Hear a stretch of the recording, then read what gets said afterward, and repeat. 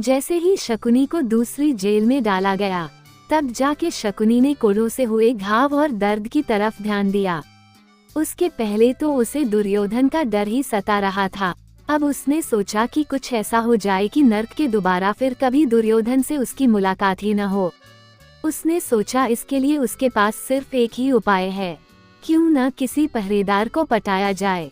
अगर वो पट गया तो कम से कम दुर्योधन वाला डर तो खत्म हो ही जाएगा। उसके बाद उसने पास खड़े पहरेदार को बुलाया और बोला, भैया मेरे पास एक मंत्र है जिसे अगर तुमने सच्चे मन से पढ़ लिया तो तुम्हारी नौकरी नर्क से हटके स्वर्ग में लग सकती है।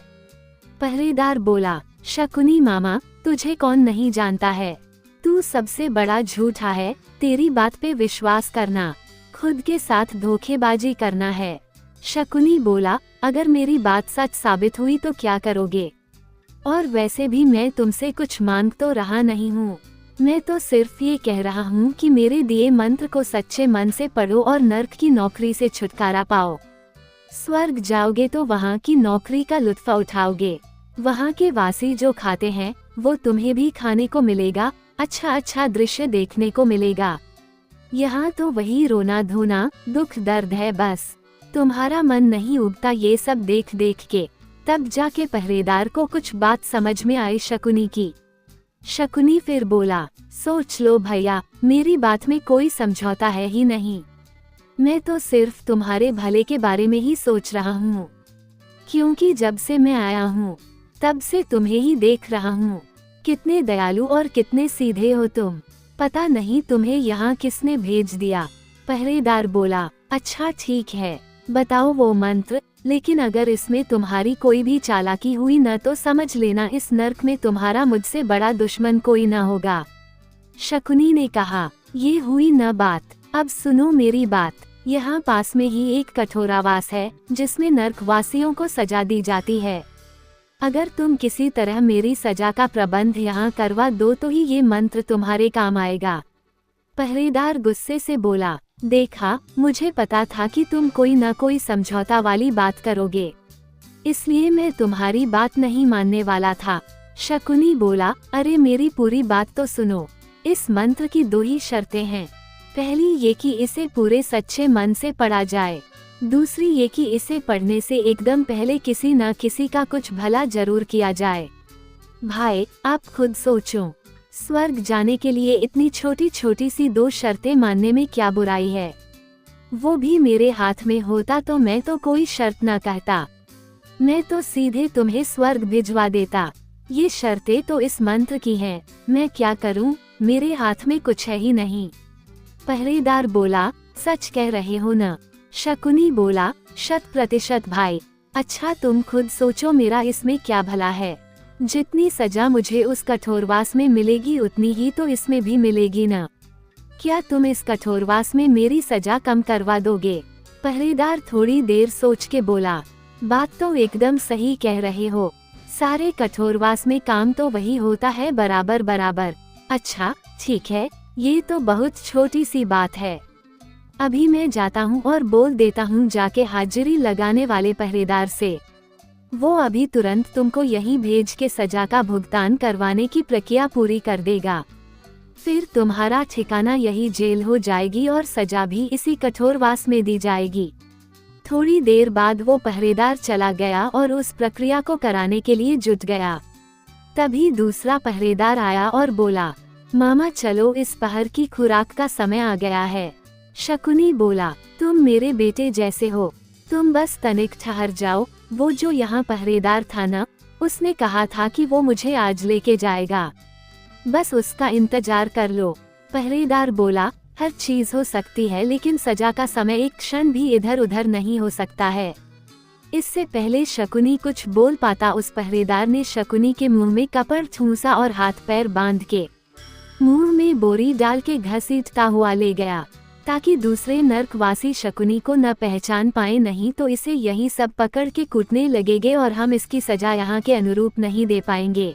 उधर जब पुराने कठोरवास में शकुनी को ले जाया गया तो दुर्योधन पहले से उपस्थित था और उसके हाथ पैर बांध के कोड़े बरसाने का इंतजाम चल रहा था।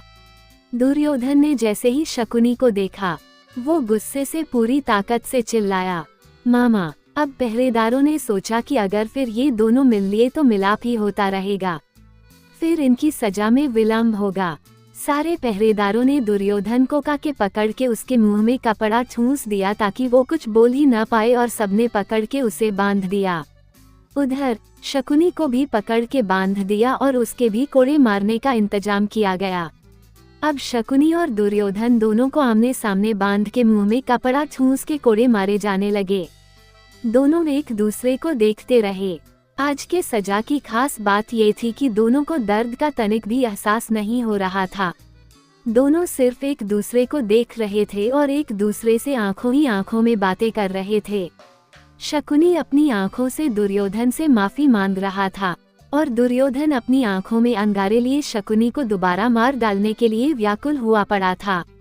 दोनों को मारते मारते आज दोनों के पहरेदार बेहोश हो गए, लेकिन आज दोनों को बेहोशी नहीं आई। अब सारे पहरेदारों ने सोचा कि ऐसे तो इन दोनों को सजा देने का कोई फायदा ही नहीं है, इन दोनों को अलग अलग रखना ही सही होगा। अब दोनों को पहरेदारों ने एक साथ खोला और शकुनी को नर्क के दूसरे कोने में बनी जेल में ले जाने लगे। उतने में दुर्योधन की पकड़ तनिक ढीली हुई तो वो शकुनी के ऊपर कूद पड़ा। अब सारे पहरेदार दोनों को अलग करने लगे। दुर्योधन के हाथ में शकुनी का पैर आ गया। उसने कस के उसके पैर को पकड़ लिया। अब तो सारे पहरेदारों पर जैसे आफत ही आ गई हो। पहरेदारों ने कहा, अलग करो दोनों को। दुर्योधन ने पैर पकड़ के शकुनी को अपनी तरफ खींच लिया और जब दुर्योधन को कुछ नहीं मिला तो उसने शकुनी के पैर को अपने मुंह में भर के कस कस के काटना शुरू कर दिया। अब शकुनी को इस दर्द का एहसास सबसे ज्यादा महसूस हो रहा था, क्योंकि उसके ऊपर दुर्योधन का दर्द जो हावी था। सारे पहरेदारों ने सोचा कि दुर्योधन शकुनी के पैर छू रहा है और अपने मुंह से उसके पैरों को छू रहा है। उन्होंने बोला, हटाओ दोनों को। अब बाहर से और पहरेदार बुलाए गए। तब बहुत मुश्किल से दोनों को अलग किया गया। अब शकुनी ने हल्दी से अपने मुंह से कपड़ा निकाला और स्वयं अपने चेहरे में बोरी डाली और हथकड़ी पहनी। फिर हथकड़ी का दूसरा सिर पहरेदार को पकड़ा के तेज दौड़ लगा दी और बोला, जल्दी ले चलो मुझे मेरी जेल में। पहरेदार भी तेज भागा कि कहीं फिर दुर्योधन न शकुनी के पैर पकड़ ले और शकुनी को यहीं रखना पड़े। उधर दुर्योधन अपने मुंह से कपड़ा निकाल पता कि पहरेदारों ने उसको पकड़ लिया और उसकी जेल में ले जाके बांध दिया। दुर्योधन गुस्से में झटपटाते हुए बार बार अपने से कपड़ा हटाने का इशारा करता रहा, लेकिन पहरेदारों ने बोला कि कोई इसके मुंह से कपड़ा मत हटाना, नहीं तो फिर अपने मामा को जोर जोर से बुलाने लगेगा। उधर शकुनी जैसे ही अपनी जेल में गया, उसने तुरंत अपने मुंह से बोरी निकाली और जेल को अंदर से बंद कर लिया और पहरेदार से बोला, बाहर से भी इसे बंद करके ताला लगा दो और इसकी चाबी मेरे उस पहरेदार को दे दो जो सामने खड़ा है, और उसे बुला दो बेटा। पहरेदार बोला, सुन मामा, ये नर्क है, यहाँ तुम्हारा हुक्म नहीं चलेगा, लेकिन मुझे करना तो यही ही है, इसलिए मैं ये काम कोई तेरे कहने पर नहीं कर रहा हूँ। उसके बाद उसने उस ताले की चाबी उस पहरेदार को दे दी और चला गया। फिर शकुनी ने उस पहरेदार को बुलाया और खुद को शांत करके बिल्कुल आराम से बोला, और भाई कैसे हो, कहाँ चले गए थे, मैं तुम्हें ढूंढ रहा था। वो बोला, हाँ मुझे पता है तुम्हें मेरी कितनी फिक्र है, मैं तेरे ही काम से गया था, तेरा काम हो गया है, अब इस पहर से तुम्हारी सजा यहीं इसी कठोरवास में देने का आदेश लेके ही आया हूँ। अब शकुनी की आंखों में खुशी के आंसू बह निकले और मुंह घुमा के धीमे धीमे रोने लगा ताकि वो पहरेदार न सुन सके।